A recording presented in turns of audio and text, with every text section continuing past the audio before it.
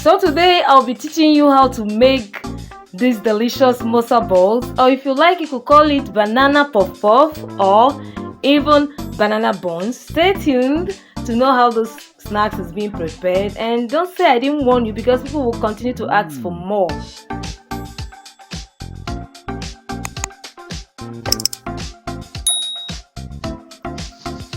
Our major ingredients for these Mosa Balls is ripe bananas or overripe plantains, but if you ask me, I prefer bananas to plantains because this banana gives me a flavor, texture, and also a very nice flavor in my Mosa Balls.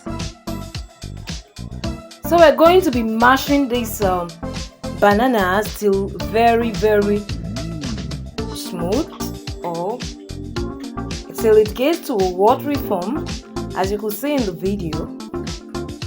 Please do check the accurate measurement on the description box. Always check the description box for food recipes, and all the accurate ingredients will be there so that you could try out your own. Thank you. When you're through with mashing everything smoothly, we'll start adding our ingredients bit by bit. We're going to be adding our vanilla flavor. If you don't have vanilla flavor, please skip it. If not, I always have it. I'm a baker, I always have it at home. That's why I had to add mine. Okay, it's optional. It just adds this taste to all my pastries. So I love putting vanilla in most of my pastries. So we're also going to be adding sugar. The accurate measurement, like I've said before, is in my description box. So always try and check the description box for measurements. We're going to be adding salt, flour, all-purpose flour. That's what we're using for the Mosa Balls. So we're going to be adding it to our mixture.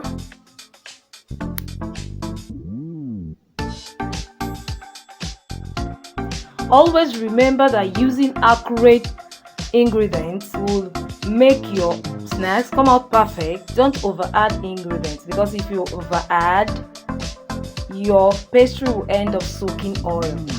So let's always check the description. I'm saying it over and over again so that we'll try out the snacks and come out with a perfect result. We're also going to be adding butter to our mixture, just a little bit butter. I'll write the measurement for you. It's not something too much. Remember, when you're frying, you mind the butter you put, because it will also mix with your oil. Remember, we're also going to be using seed nutmeg, roughly blended pepper and onions into our mixture. Use the prescription of how you love your pepper. If you love pepper too much, add much. If you don't, reduce. Then we're also going to be adding baking powder. We're not going to be using it, we're going to be using baking powder, and trust me, it's going to be coming out very soft and fluffy, and the texture is going to be beautiful. When we've added all these ingredients, we're going to be mixing everything properly. We're going to be mixing it.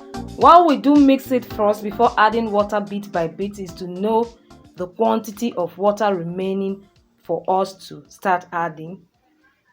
So while adding our water, we have to be very careful. If we always have to be adding everything like water and salt bit by bit in everything we're doing, so that we don't overdo it. If this pastry is so watery, you've damaged everything you've done, you know, because if it's too watery, it can't even be molded to put in the oil, and that will be becoming the problem. So we have to be very careful with the water. We continue to add water bit by bit. I was trying to measure out the accurate water to use, but you know,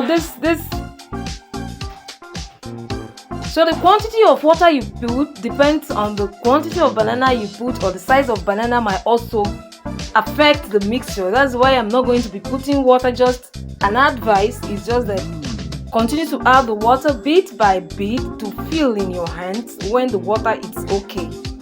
Like the texture you're seeing here, if you want yours to be hard, leave it this way. But if you want all this kind of fluffy puff texture, add a little bit more. Okay? Then when you're through with the quantity of water you've added, you start kneading this. Knead it with your hands very well to mix in everything and make it fluffy. So after frying, it will come out very perfect. Okay? So when you're through with kneading it, you cover with a kitchen towel and allow it to rest, let's say 10 to 15 minutes before. So when it's rested like 10 to 15 minutes, you now bring it out and start frying it. Okay? In hot oil, always remember to check your oil, whether it's hot with a skewer or one puff to check. If you put the Mosa Balls inside and it comes up immediately, know that your oil is ready to be used for frying. Okay? And always make sure you pick the good choice of oil. If you're in Nigeria, I always say King's oil. They did not pay me for advert, but this is the best oil so far to fry your pastries. If you know of any other oil, you can also suggest on the comment section. But in Nigeria, this is the perfect one. It doesn't allow your snacks to soak oil. It doesn't have aqua taste. It tastes like water, so it's not going to add extra taste to your pastries, and it fries everything and brings it out neat and very clean. So always remember that your oil plays a great role on how your snacks comes out. Okay? So whenever you're frying, whether Mosa Balls, puff for your buns or chin, always use a spoon to turn it around like this. The reason is so that everything comes out in the same color. If you don't do this, that's why you see some pastries, the up might be white and the down will be golden, and these pastries are already done. So always do it round like this so that everything will come out perfect. So when it's golden brown, you bring out from the oil and your Mosa Balls are so ready. You can serve it with chilled drinks or add it to your small chops tray. Thank you guys for always engaging. Please like the video, drop a comment, subscribe if you've not. See you in my next video. Bye.